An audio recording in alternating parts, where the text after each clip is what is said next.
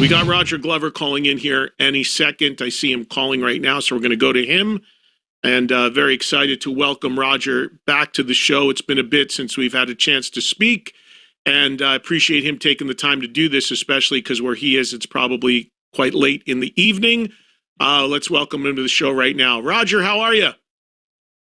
Hello. Hey, I'm fine. How are you? I'm good, man. It's good to talk to you. Are you home in Switzerland? I am, yes, I am. So I appreciate you doing this at night. How long have you lived in Switzerland, Raj? Oh, gosh, I've been here, I don't know, 16 years now, something like that. I've been there. I've not been many places in Europe, but I've been there. It's beautiful. What brought you there? I'm curious. Well, females. There's a good reason. Well, no, it was. I was going through a rotten time, a divorce and stuff in the States, and I was living in an apartment, and I met a girl and fell in love, and she happened to be Swiss German, and I thought, well, where am I going to move to? Why not Switzerland? I never thought I'd actually live in Switzerland, but here I am, and it's nice. Now I like it.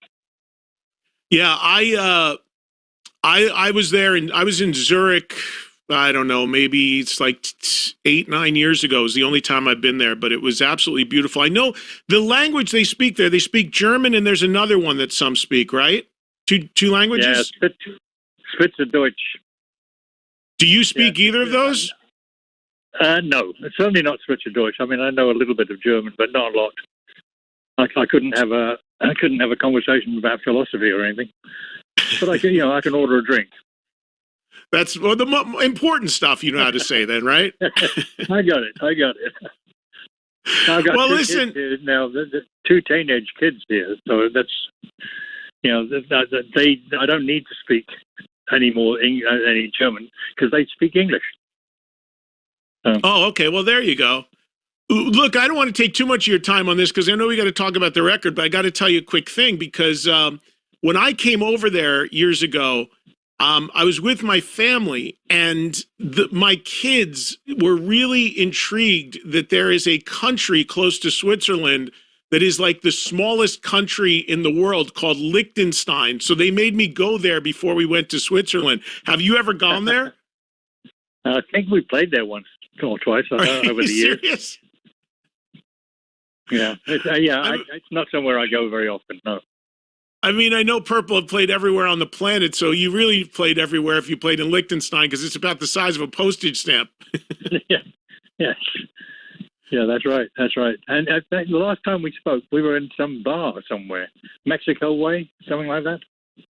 Well, yes. So I did that run of dates with you guys through Mexico, which was the start of what was the long goodbye. And I remember we had a wonderful lunch, and that we were in Mexico. We had a great lunch, and that we took that day, and it was a fantastic day. That whole run, I really enjoyed. I mean, it was quite an experience.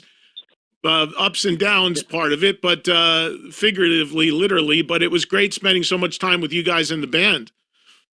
And vice versa, mate. Spending time with you. You've been around a long time, and we've met quite a few times over the years. But everyone's a good time. Yeah, it absolutely was. So that was a tour that's got to be 7-8 years ago. That was the long goodbye, and I guess that ended up being the farewell to Mexico, right? Because I don't think you've gone back to Mexico since, but the band is still active. You're still out there playing. Oh, yeah. And the long goodbye is getting longer and longer. we just don't know when to stop. I mean, we're having too much fun.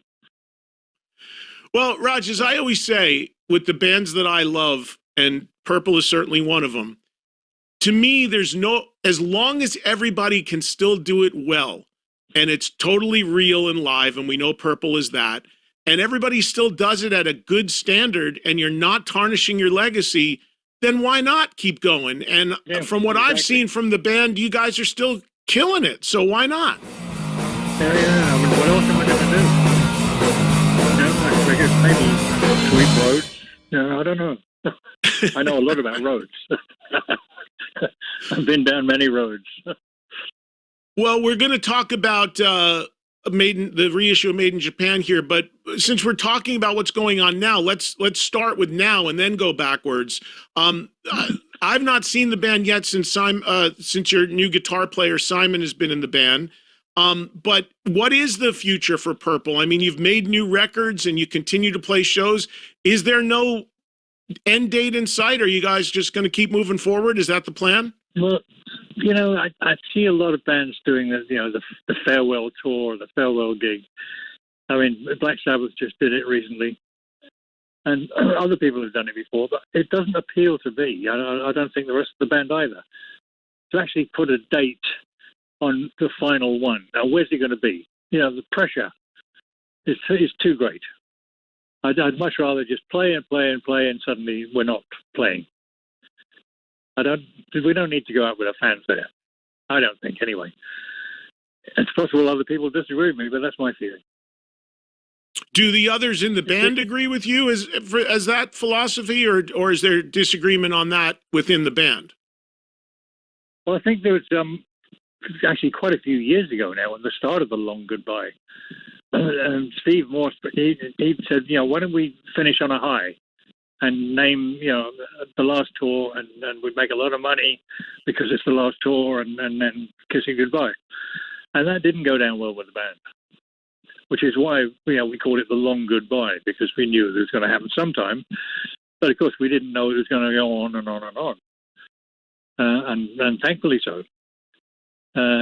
This year is a bit of an off year. We've been writing and stuff that'll probably be an album next year.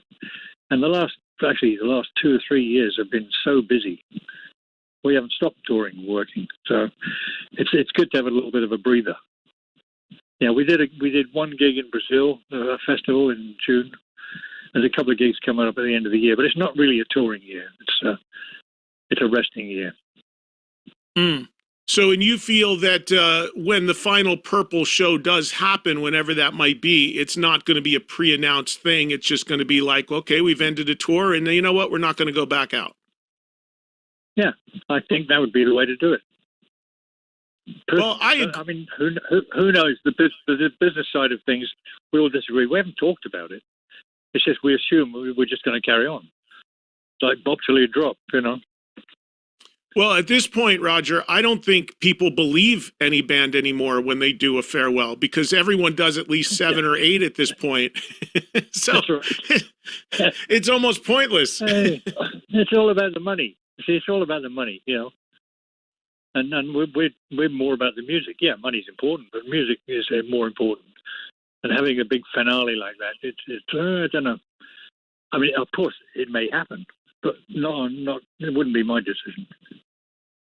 Of course, your guitar player now is much younger than the rest of you guys, but as far as Don and Ian and yourself, I mean, everybody's still feeling good, and the health is good, and you still feel good when you're up there playing? Well, I don't think anyone, when they're around 80, feels like they did when they were 20. You know, we all have, you know, aches and pains and stuff like that.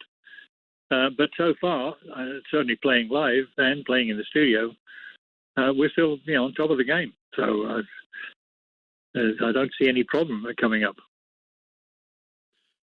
Roger, I'm 60. I just turned 61, and I got aches and pains too. So after a certain point, it's irrelevant. Well, everyone's got them. Well, Ian turned 80 this year. I'll be 80 later this year. You know, it's a horrible number.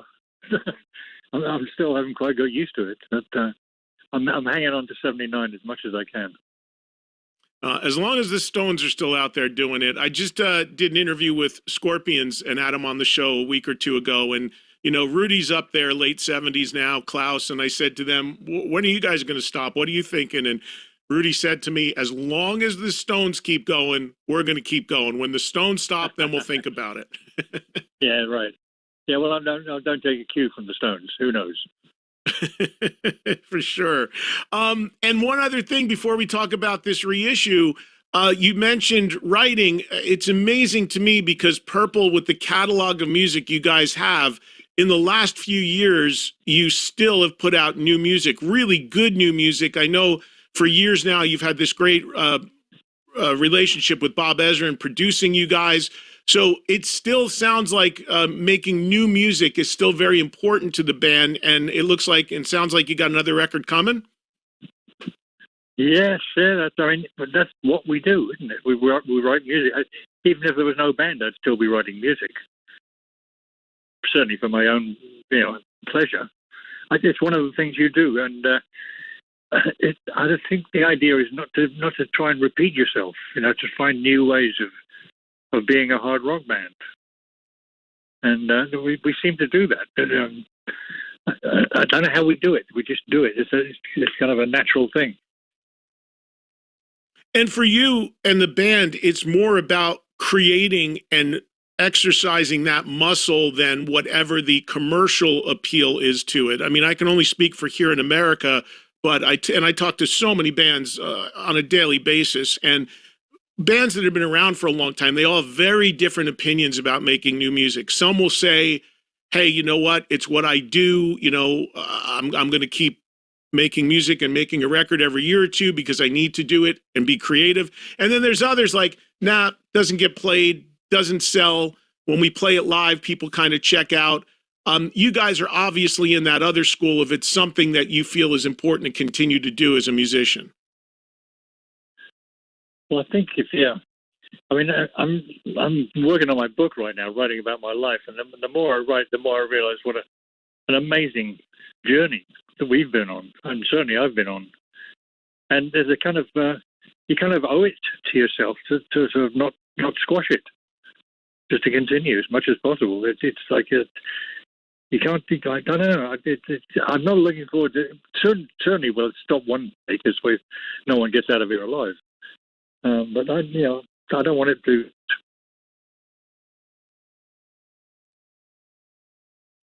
It sounds like. Yep, we lost you there for a second. It sounds like you're back. Okay, did you hear what I said? You had said that you're writing a book and that it'll stop at some point, but for now you're just going to keep plowing forward, basically. Well, it keeps reinforcing what an amazing, almost against the odds of joining a band and having going for 60 years, or 50, whatever it is years. I mean, it doesn't make sense. We were just very lucky, or just the right place, the right time, or just the right mix of people. I don't know what it is, but we kind of owe it to our legacy to not give up. Yeah, well, on that note, speaking of the timeline of the band, and there's been many people that have been, in Deep Purple and out of Deep Purple over the years. You yourself were in and out at one point, but many look at the definitive Deep Purple period as the lineup, what is commonly known as the Mark II lineup, and the lineup that made this incredibly classic live album Made in Japan back in 1972. And this record was just reissued. It's been reissued a few different times in a few different ways, but this latest box set that's come out is extraordinary, and it features what a lot of artists are doing with their catalog, and that is these Atmos surround sound mixes. Now, Raj, you yourself are a producer and a quite noted producer.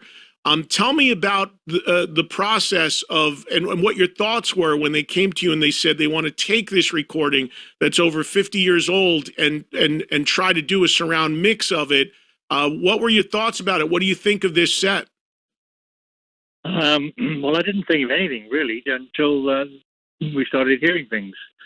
Now, to be honest, I've heard an Atmos demonstration, but I haven't heard in rock or any of the others in Atmos. So I'm strictly a stereo guy. But I'm looking forward to actually doing it one day. But what struck me really is that the remixes, especially the Steven Wilson remixes, are actually really good. And I think, obviously it's the same performance, but somehow with modern technology, it's a little bit clearer. And I've heard other remixes that haven't impressed me that much, and remasters and all that. But this one actually did impress me. It was great.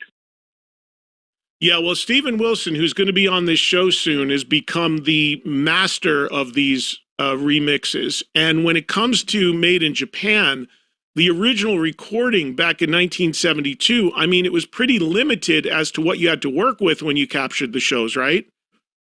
That's right. It was 8-track, and Martin Birch flew over to Japan to record it, and we did the 3 shows, and it seemed to go okay. And it wasn't really until we got back to England, and Pacey and I sat in the studio with Martin Birch and listened to the tapes. We went, "Wow, this is amazing." Martin did a great job capturing something, and we then wanted it out. We weren't actually that jazzed about doing a live album, but the Japanese record company wanted it, and we had the veto. If we didn't like it, it wouldn't go out, that kind of thing. And when we heard it, we changed our minds big time. Was Made in Japan originally, Roger, was it originally intended just for the Japanese market? Yeah, it was.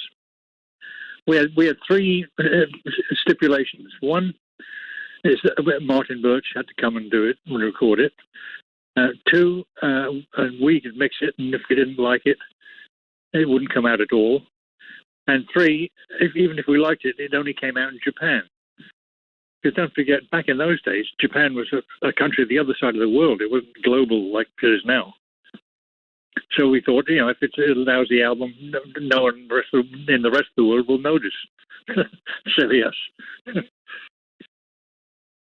Yeah, and you mentioned Martin Birch a few times, also a legendary producer, and did so many of the classic Iron Maiden records and many others. Sadly, he passed away a few years ago, but my recollection is Martin Birch's career really began with Purple engineering those early records. Do I have that right? That's right. Yeah. Well, we decided to produce ourselves because we kind of knew what we wanted. All we needed was just someone to capture it. And we worked in several different studios doing in rock. And, most of them are fine, but with Martin, we had a kindred spirit. He had the same sense of humor, and he was great. He was fun to be with. And he really became the 6th member of the band. I remember thinking after in rock, we don't want to work with anyone else. And Martin became our engineer, our sound engineer. And of course, then when I left, he started producing other stuff and produced even Purple, I think, with Glenn and David. But, yeah. I think that was. I learned a lot from Martin. I mean, I went on to be produced as well, especially when I got kicked out of the band a few years later. I found myself being in the position of being a producer of a hit. So. But I think I learned a lot from Martin. I used to question, why do you do this? What does compression do? And all this thing. And he happily sort of pointed it out. So I owe him a great deal, really. Yeah, Roger, how did you guys find him? Because, I didn't have the pleasure of knowing him, but I was always a fan of his work, including Made in Japan, of course. And when he passed away, I was very surprised to learn that he was much younger than I thought he would be. I had always envisioned him to be an older guy just because he started so early on your records, and I figured at that point he was probably older than you guys, but he was really a kid when you found him, right? I actually have no idea how old he was. It felt like he was the same age, but I guess could have been a few years younger.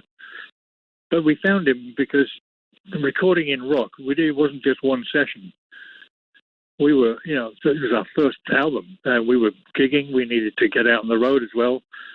So we might spend 1 or 2 days in a studio and then go away for 3 or 4 days on the road, and then come back and do another 2 days in a studio. And so we used different studios. We started off in IBC in London, went to Abbey Road, and then we needed to get some more time, and they were all booked up. So this place called Delane Lee Kingsway became available, and he was the house engineer. That's how we met him. He worked for the Delane Lee people. Going back to Made in Japan and this reissue, I know we're talking about many, many years ago, more than 5 decades ago, because these shows happened in 1972. But do you have recollections? Do you have vivid memories still about these actual performances? It was the first time you went to Japan, or no? Yeah, there was. Yeah, I mean, I think we'd recorded Woman from Tokyo before we went to Japan. It was just we were trying to imagine what it was like, I guess. But yeah, it was the first time in Japan, and it really it was very memorable because we were met at the airport by hundreds of fans, and we didn't expect that. And the one thing that stands out to me, I remember when we did Child in Time, I mentioned doing it. I said, "Did you hear the audience? They were singing along with every word." And that was really surprising. That never happened anywhere else. And it wasn't even their language, you know. So it was a kind of, wow, there's a lot of power in the words you write. We better be careful. I remember thinking that. Was it just an exotic location?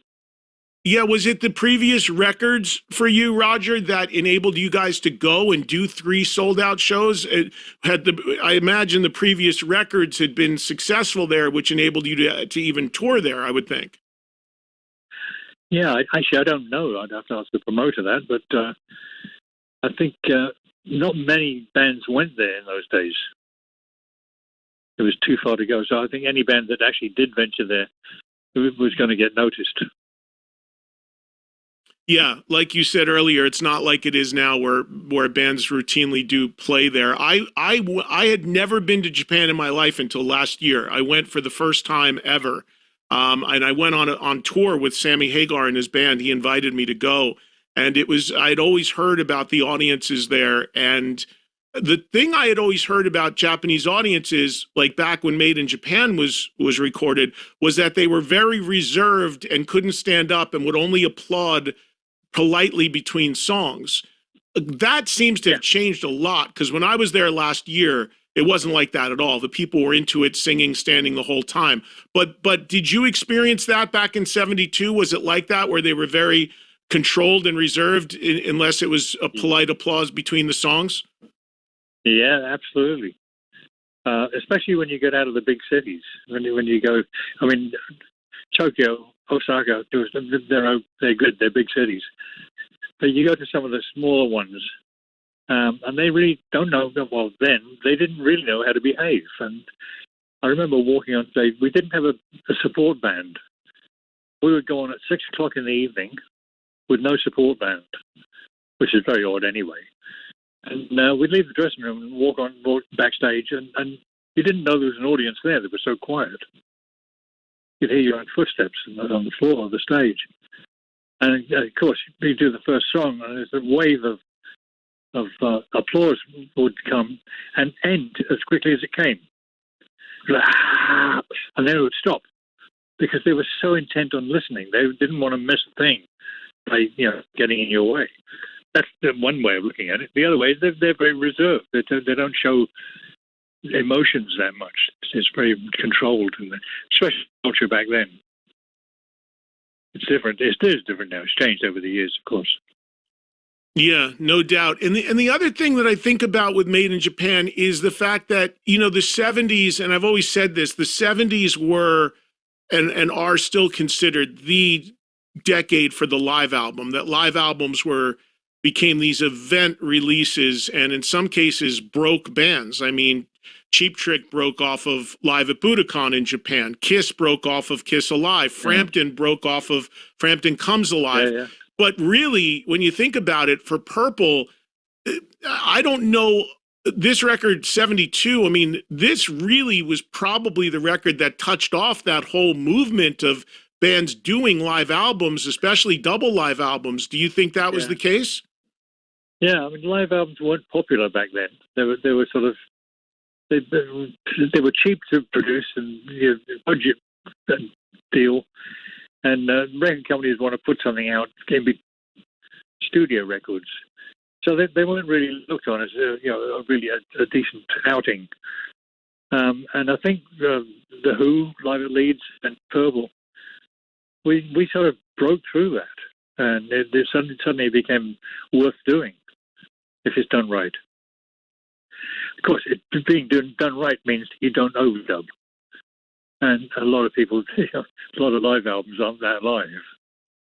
But I'm very proud of the fact that the Made in Japan is totally live. There's no messing. There's no redoing solos or vocals or anything. Even though there's some rumors going around that there were but I was there. I know what we did, and it's absolutely totally live. And so is the Who's live at Leeds apparently. So I think that's the only way to do a live album, is to be honest about it. Well, I agree 100%. I think you've got to do warts and all, and I never, you're 100% right on that, because over the years we found out from bands or producers that have done some of these records that some of the things on it that are live are just the applause track, if that, so it's, Yeah. It's been so doctored, it doesn't feel live. But I can only speak from a fan perspective. And to me, I want to feel, if there's a mistake, who cares?